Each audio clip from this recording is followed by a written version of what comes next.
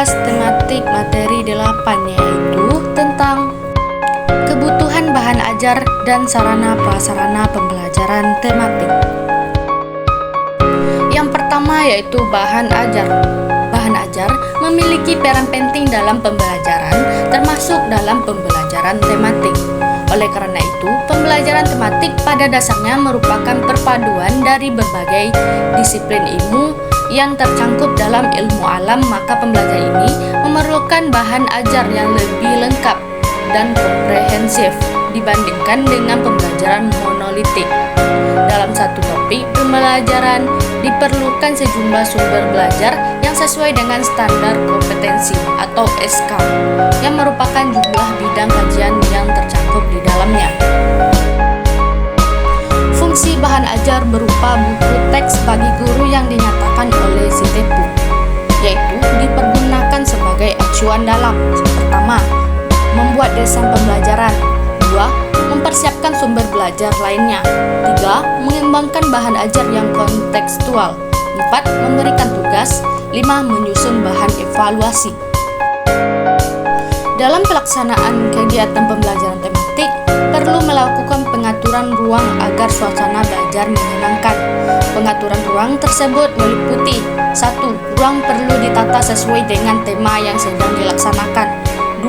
Susunan bangku peserta didik dapat berubah-ubah disesuaikan dengan keperluan pembelajaran yang sedang berlangsung. 3. Peserta didik tidak selalu duduk di kursi, tetapi dapat duduk di tikar atau karpet.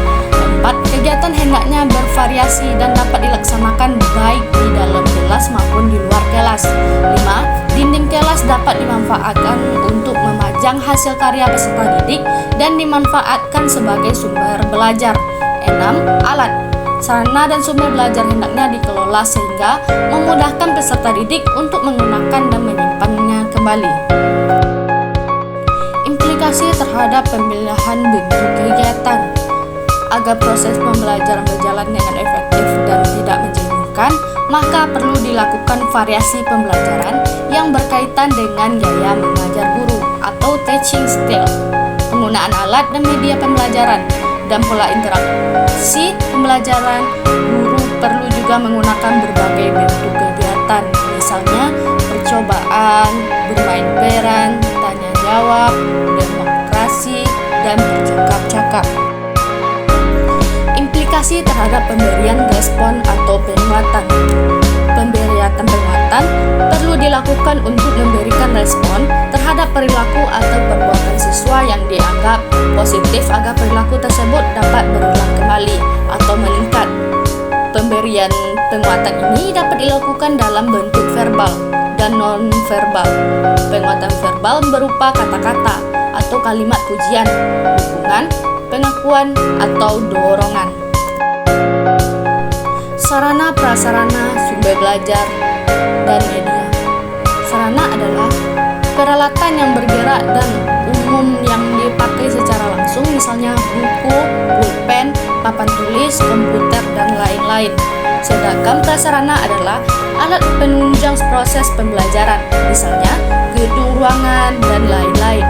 Dalam pembelajaran tematik diperlukan berbagai sarana dan prasarana pembelajaran yang pada dasarnya relatif sama dengan pembelajaran yang lainnya. Hanya saja dia memiliki kekhasan tersendiri.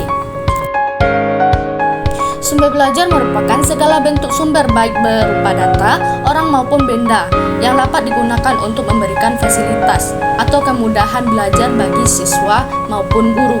Sumber belajar tersebut meliputi desain, orang, bahan, peralatan, teknik, hingga namun demikian dalam pembelajaran ini tidak menutup kemungkinan untuk menggunakan cara yang relatif lebih banyak dengan pembelajaran